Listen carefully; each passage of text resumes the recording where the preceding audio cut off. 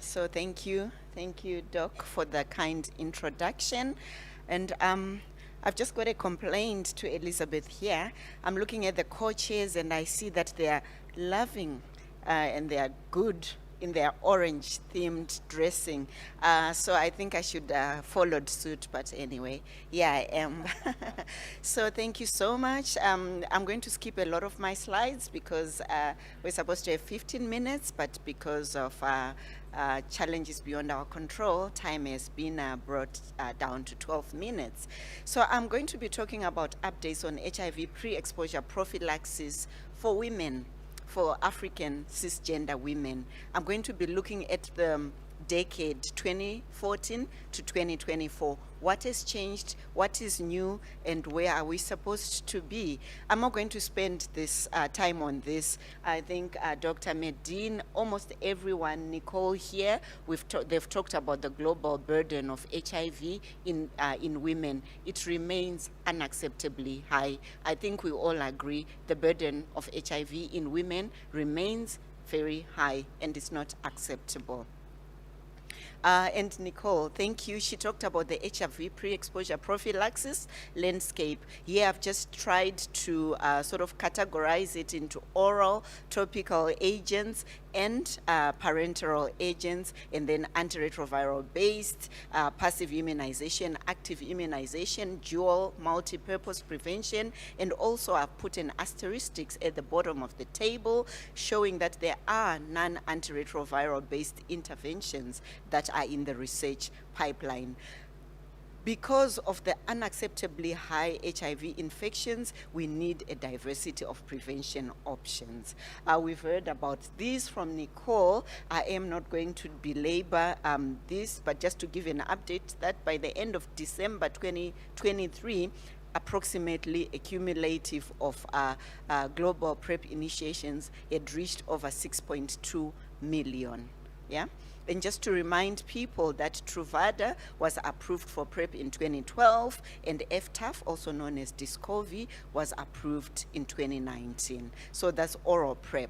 So the country trends in oral PrEP, we see that there are 8 countries in sub-Saharan Africa which have surpassed the 100,000 PrEP initiations, accounting for 91% initiations in the region. South Africa and Kenya were the 2 earliest adopters. Also Zambia, Uganda, Nigeria have really done well in terms of PrEP uptake. And also Zimbabwe, we've done quite well. So there's a lot, as you can see, the trajectory it started slow, and then there was a sharp increase in 2023. So this uptake does not always translate to continued use. What this slide is showing is that after month 1, continuation rates of PrEP, the uptake is good, as I've just shown before, but the continuation falls. At month 1, maybe 43%, down to 20%, 39% by month 6. So use uptake does not always translate to continued use. So why is that so? Is it because of choice? I don't know. Does choice matter? That was my question. As I talked with my colleagues from AVAC, they said, yes, choice matters. Looking at this slide, a WHO systematic review of 231 articles showed an increased choice. This is in contraceptive. Increased choice is associated with increased persistence, better health outcomes, and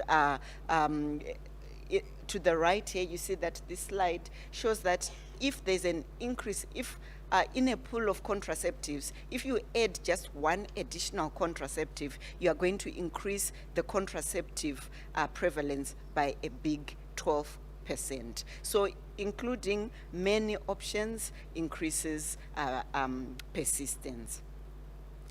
I won't belabor this. Nicole talked a bit about how women, especially after Voice, how women talked about what it is that they want in terms of pre-exposure prophylaxis. And Williams et al. Here, they looked into preferences for antiretroviral therapy. So looking at long-acting topical products and so forth. I won't belabor. This is one of one of the products that I've worked on, but we all know about the dapivirine vaginal ring, which received a positive opinion from EMA in 2020, and ever since then it has been approved by several sub-Saharan African countries. CAB LA, thanks Nicole, I'm not going to belabor here. We know that WHO recommended long-acting injectable CAB to be offered as an additional prevention choice for people at substantial risk of HIV infections as part of a combination prevention approach. So here's just the timeline: FDA approval in December 2021, and there are many approvals since then. Nicole has already shown this. I won't spend time. And just to congratulate, and I see Zambians here. Zambia, Zambia, Zambia, war. There's no one from Zambia, but congratulations to Zambia. They are the very first African country to launch CAB LA on the 13th of February as pre-exposure prophylaxis. So the first ever on the continent. Usually Zimbabwe, we boast that we're the first to register this and this. So I'm a bit sore that Zambia beat us to it. But I know that Malawi and Zimbabwe, we are close behind. But congratulations to Zambia. So here it just shows the overview of biomedical prevention pipeline, and we've talked about long-acting injectable, daily oral PrEP, dapivirine vaginal ring, long-acting, but here you see that in development, the second panel, you see that there's a combo oral PrEP and oral contraceptive, which is known as the dual prevention pill. We know that African women, we suffer, we bear a disproportionate burden, double burden of HIV and unmet need for contraception. I think it was Dr. Medine or someone earlier, no, it was the director, formerly called NAC. She talked about women falling into the pit, unmet contraception and so forth. So we are talking about the dual prevention pill, which combines oral PrEP with oral contraceptive. It's in development, and my team will be presenting a poster at CROI 2024 next month, looking at our findings on the dual prevention pill for HIV and pregnancy prevention, a pilot study among young women. I'll also just whiz through Matrix. Matrix is a USAID funded 5-year project which is looking at acceptable, affordable, easily scalable products to be rolled out for women for HIV prevention. So in Matrix, we've got 9 products. We've categorized our products into 2 products for HIV prevention and then dual purpose products. And we've got various products. We've got fast dissolving inserts, TAF EVG, which is known as the Weekend Special. We are looking at Griffithsin inserts. We are looking at vaginal films, injectable cabotegravir, and injectable cabotegravir pellets. And we are also looking at a non-antiretroviral based non-hormonal ring, which is projected to prevent both HIV and STIs. So choice matters, and this is the crux of my discussion, and I hope I can deliver in 2.5 minutes. But what about flexibility in dosing? My friend here, Nicole, she's talking about adherence, and I know I've talked about adherence. Even our participants, they get tired of hearing about adherence because we grew up, the Zimbabweans will know, when we're in primary school, grade 1, grade 2, we used to be taught that 2 minus 3, we used to say it can't. But as you get to Form 4, you know that 2 minus 3 becomes -1. So we used to be told adherence. Without adherence, there's no protection. Yeah? So I'm rewinding. 10 years ago, we, the HIV prevention specialists, we said that there's a clear dose response relationship of protection and adherence. As you can see, this is from 2014, IAS 2014. We see that the more adherence there is, the greater the protection. Yeah? So in a nutshell, what this slide is showing is that protection against vaginal, this is in women, protection against vaginal exposure is modeled to be much less forgiving. So we say that in women, instead of taking PrEP, you should take PrEP 7 days. If you miss, you are likely to get HIV. But in MSM, it was 3 or 4 doses. So this is what we thought was happening 10 years ago. And also about 8 years ago, we said that inflammation weakens HIV prevention, yeah, because we were looking at prevention being localized at the port of entry of HIV, yeah. So in this publication by Prof. Thomas Hope, inflammation was found to be to weaken tenofovir-based HIV prevention, yeah. So that's what we knew 10 years ago. So what about now?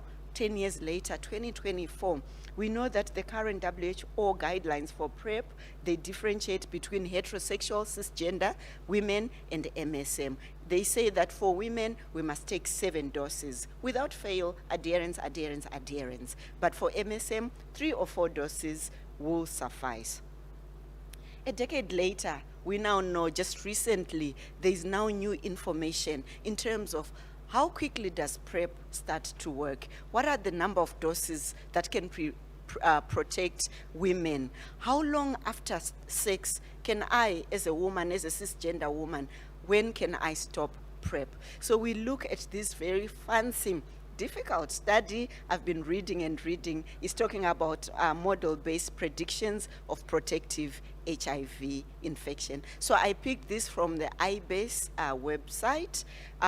So the model-based predictions of protective HIV pre-exposure prophylaxis looks at adherence levels in cisgender women. So this study looked at 5 studies.